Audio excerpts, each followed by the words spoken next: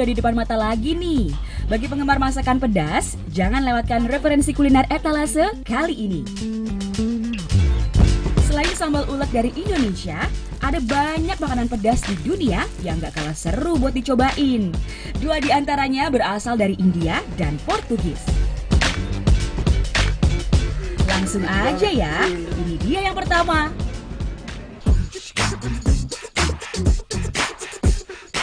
Menantang pedas di cabai India di Ganesha Egg Sanskriti. Restoran yang berada di Jakarta Pusat ini menyajikan sensasi pedas yang berasal dari DJ Mirch.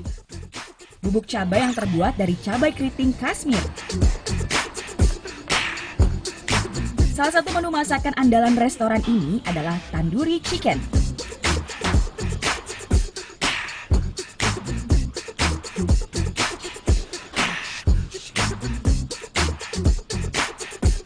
Ayam panggang khas dari Punjab, India Selatan ini memang istimewa. Di sini tandoori chicken dipanggang dengan tungku panggang atau tandoori yang didatangkan langsung dari India. Daging ayamnya telah direndam dalam yogurt yang dicampur dengan bubuk cabai Kashmir dan bumbu lainnya selama kurang lebih 24 jam.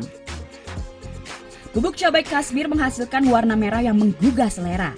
Rasa pedasnya juga dijamin bikin ketagihan. Tapi nggak perlu khawatir, pedasnya cabai Kashmir ini nggak akan membuat perut jadi panas. Di situ tandoori chicken seperti barbecue, daging ayam, rasa rempahnya muncul banget, dan makan di sini tuh khasnya khas rempah banget. Jadi di semua makanan rempahnya sangat muncul, di tandoori chicken pula sama seperti itu. Jadi spicy, terus rempahnya juga kerasa banget, terus aromanya juga kerasa banget. Enak banget di sini.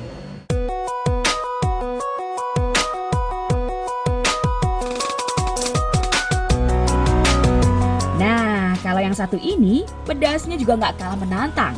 Rogan Josh. Kari daging domba ini juga menggunakan bubuk cabai merah Kashmir sebagai bumbu utamanya. Selain itu, rempah-rempah seperti jahe, ketumbar, dan garam masala membuat cita rasa Rogan Josh makin kaya. Rogan Josh bisa disantap bersama naan. Roti khas India ini terbuat dari tepung terigu dan susu. Selain naan, ada papadum yang juga terbuat dari tepung terigu. Bentuknya yang tipis dengan tekstur renyah seperti keripik membuat papadum seringkali dinikmati sebagai camilan.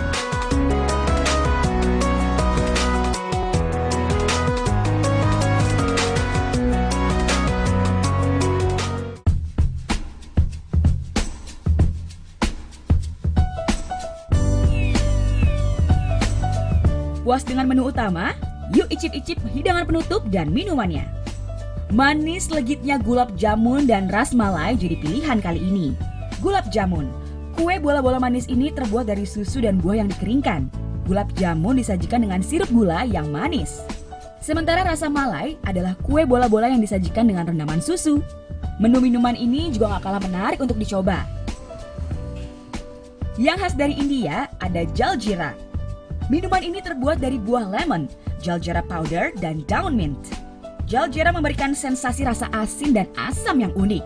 Selain itu, jaljeera juga memberikan efek hangat di perut, sehingga cocok banget diminum saat cuaca dingin. Bagi yang suka minuman manis segar, coba yang ini ya, lassi mangga. Minuman ini termasuk minuman yang populer di India dan Pakistan. Lassi mangga terbuat dari yogurt, susu krim, dan buah mangga. Rasanya yang manis membuat minuman ini jadi salah satu favorit pengunjung. Gak hanya merasakan pedas ala India, di restoran ini pengunjung juga bisa merasakan atmosfer khas India, sekaligus melihat proses memasak yang unik.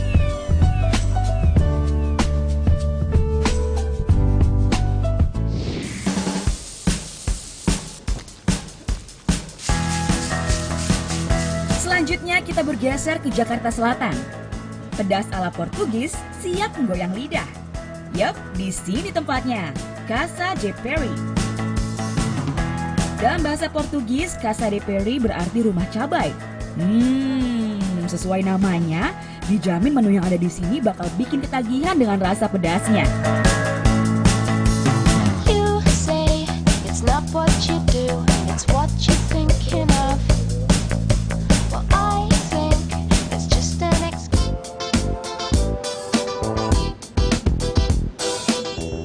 ada menu jagoan Casa de Peri.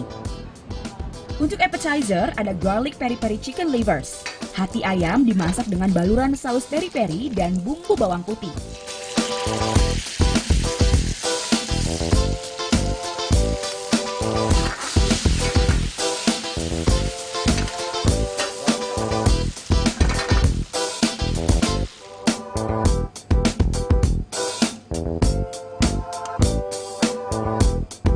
Garlic peri-peri chicken juga tersedia dengan sajian tortilla bread yang gurih. Lembutnya tortilla bread dipadu dengan pedas asin chicken livers, jadi makanan pembuka yang menggugah selera.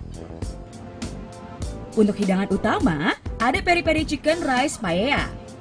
Sebelum kita icip-icip, intip dulu yuk proses memasaknya.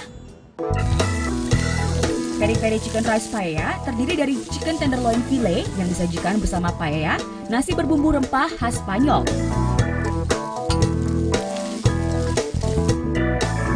Chicken tenderloin fillet dipanggang dengan siraman saus peri.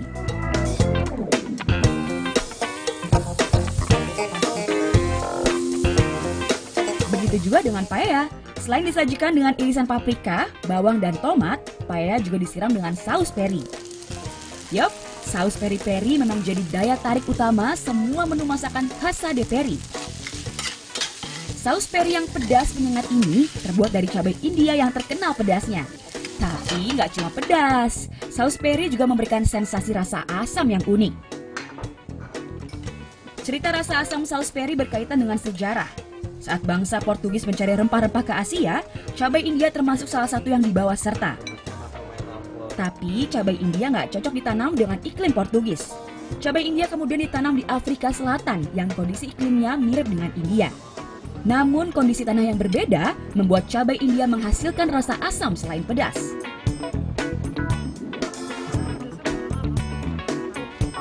Pas sendongan pertamanya itu nggak terlalu pedes sih rasanya. Tapi yang terasa itu wangi rempah-rempahnya tuh wangi banget.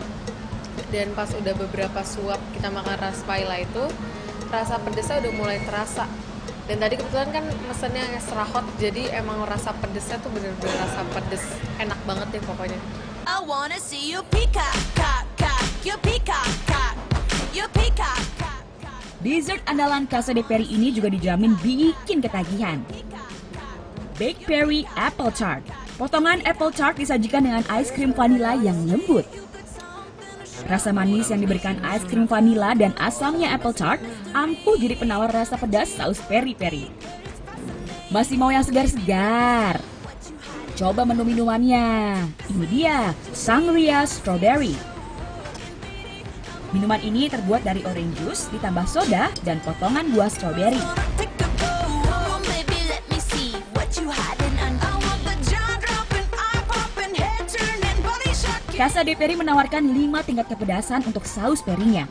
Bagi yang masih takut pedas, jangan khawatir. Ada tingkat classic and mild. Bagi yang doyan pedas, tingkat kepedasan yang dipilih bisa dimulai dari hot, extra hot, dan terakhir triple X. Acting like a biatch. I'm a piece out if you.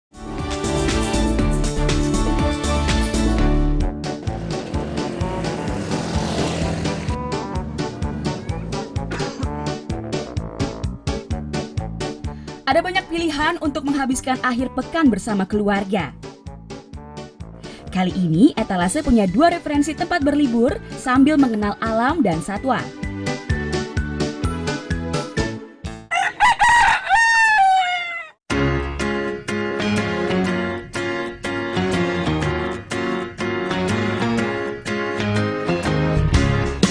Ini dia yang pertama, Kuntum Farmfield di Bogor, Jawa Barat.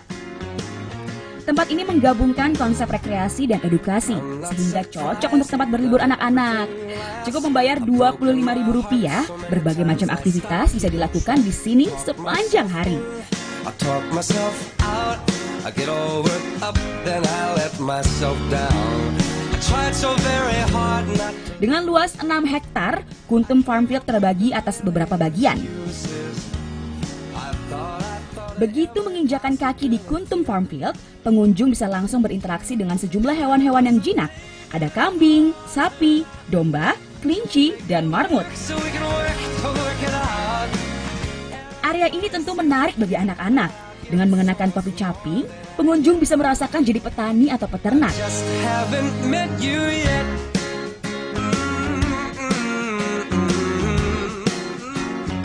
Ingin memberikan pengalaman berbeda pada si kecil. I might have to wait. I'll never give up. I guess it's Cukup membeli pakan ternak seharga Rp5.000, si kecil bisa memberi makan hewan ternak loh di sini. Interaksi dengan memberi makan hewan bisa melatih empati sejak dini, serta membangun kecerdasan sosial dan emosional anak. Konsepnya menarik sekali Mbak, karena ya ini kan jarang ya yang ada di Jakarta dan Bogor ya. Jadi dengan konsep kayak ada farming, terus ya ada peternakan di sini gitu, dipadukan seperti ini bisa memberikan sosialisasi satu paket buat dianya gitu. Jadi kita nggak perlu lagi kemana-mana lagi gitu.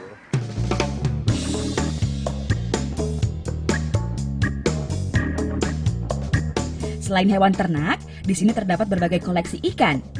Dari aneka koi yang cantik, ikan mas, ikan arwana, sampai mujair.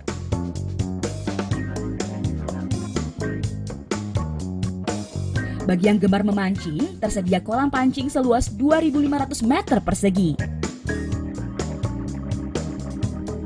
Tak jauh dari kolam pancing, terdapat area unggas dengan berbagai jenis burung, ayam, serta bebek.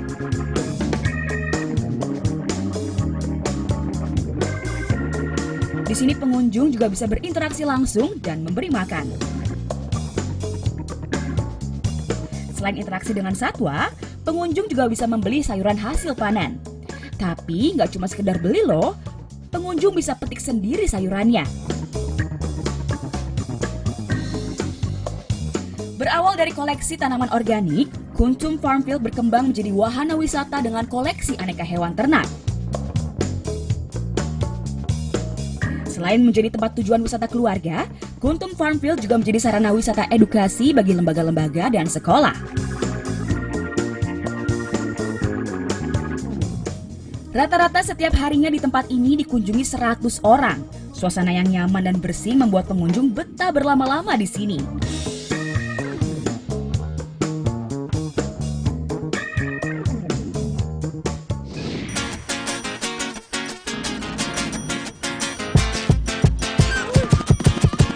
Masih di kawasan Bogor, Jawa Barat, selanjutnya kita mampir ke Melrimba Garden. Sama halnya dengan Kuntum Farmfield, Melrimba Garden juga mempunyai konsep tempat wisata edukasi yang menyatu dengan alam. Kebun wisata seluas 5 hektar ini berada di kawasan puncak dan dikelilingi hamparan perkebunan teh serta hutan pinus. Ada banyak kegiatan yang bisa dilakukan di sini. Bagi yang hobi mancing, ada area fun fishing yang dijamin emang fun banget buat keluarga. Pengunjung cukup membayar tiket seharga Rp25.000 untuk masuk ke area ini. Kolam pemancingan seluas 18 meter x 8 meter ini dipenuhi ikan mas dan ikan nila. Ikan yang berhasil dipancing bisa dibeli dengan harga Rp19.500 per kilogramnya. Nah, kalau yang ini area favorit anak-anak. Karena tersedia banyak permainan seru. Ada bungee trampoline. Selama 15 menit, anak-anak bisa merasakan serunya meloncat di atas trampolin. Permainan ini nggak cuma seru, tapi juga baik untuk melatih otot-otot dan kelenturan tubuh. Selain bungee trampoline, berkeliling dengan kendaraan ATV juga bisa jadi pilihan. Dengan didampingi orang tua, anak-anak bisa merasakan serunya menaklukkan jalanan berlumpur dengan tanjakan dan turunan yang menantang. Permainan lain yang juga menguji adrenalin ada Flying Fox. Dari ketinggian 8 meter dan jarak tempuh 18 meter, anak-anak bisa meluncur di udara bagaikan rubah terbang. Permainan ini juga melatih keberanian anak. Tempatnya asik sih ya, karena dia kayak ada di bawah kaki gunung gitu, jadi pemandangannya enak, udaranya juga enak, nyaman, terus tempatnya di desainnya juga lumayan bagus ya, lumayan lah buat refreshing, apalagi banyak pilihan kegiatan-kegiatan apa kayak mini golf, ATV ini, outbound, apa segala macam. Bagi pecinta tanaman hias, yuk mampir dulu ke sentra Anggrek Bulan. Di sini terdapat berbagai macam tanaman hias yang cantik, dari kaktus hias hingga beragam jenis anggrek.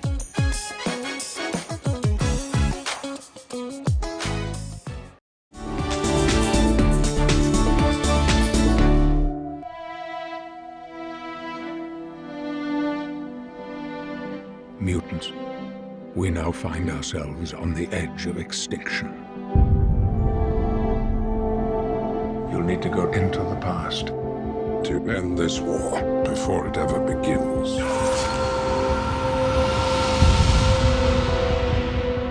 Bagi penyuka film aksi fiksi ilmiah dan fantasi, film yang satu ini pantang buat dilewatkan. X-Men Days of Future Past. Dibintangi oleh James McAvoy, Michael Fassbender, dan Patrick Stewart. Film ini mengambil latar masa depan di mana semua mutan diburu oleh robot-robot milik pemerintah yang disebut sebagai Sentinel. Alur cerita kembali ke tahun 1980. Wolverine dikirim ke masa lalu oleh Profesor X untuk membantu Profesor X muda dan mutan-mutan lainnya dengan tujuan menyelamatkan masa depan. Para mutan yang tahu di masa depan akan diburu oleh Sentinel, kini bekerja sama untuk mencegah kehancuran mereka di masa depan. Sentinel memiliki program untuk menangkap dan membunuh mutan. Ia juga bisa terbang dan mendeteksi keberadaan mutan di sekitarnya. I've watched a lot of people die. Friends.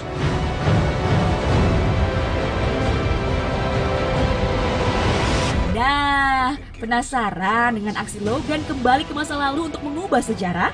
Film besutan sutradara Bryan Singer ini bisa jadi referensi akhir pekan Anda. I don't want your future! We were supposed to protect them! You're afraid.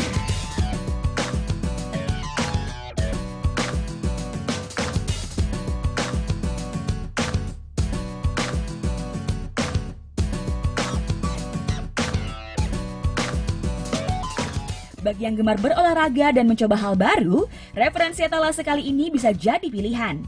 Acro Yoga. Olahraga ini merupakan paduan antara yoga dan akrobatik. Di Indonesia, Acro Yoga sedang digemari berbagai kalangan, termasuk selebriti. Ola Ramlan di antaranya. Gak tanggung-tanggung, Ola bahkan berlatih Acro Yoga 3 kali dalam seminggu. Anissa Pohan juga termasuk penggemar Acro Yoga. Menantu Presiden SBY ini beberapa kali mengunggah foto berlatih Acro Yoga di akun media sosialnya.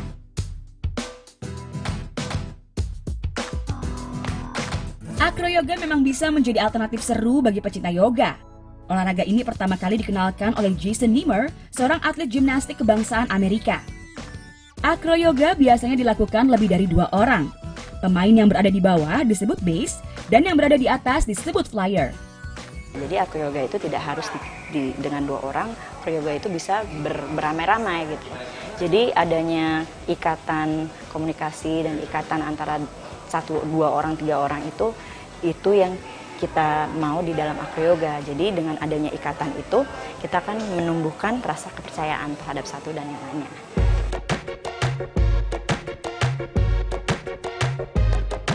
Gerakan acro yoga cukup beragam, seperti yang satu ini nih, reverse bow, di mana flyer harus menyeimbangkan tubuhnya dengan hanya bertumpu pada bagian perut. Disinilah kekompakan flyer dan base diuji, agar bisa membentuk formasi gerakan.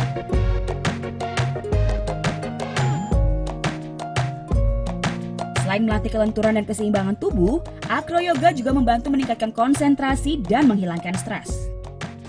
Dengan adanya acro yoga kita juga melatih untuk jadi lebih berani ya. Gimana caranya untuk menstabilkan diri di atas jadi flyer biar base-nya juga nggak terlalu berat gitu loh.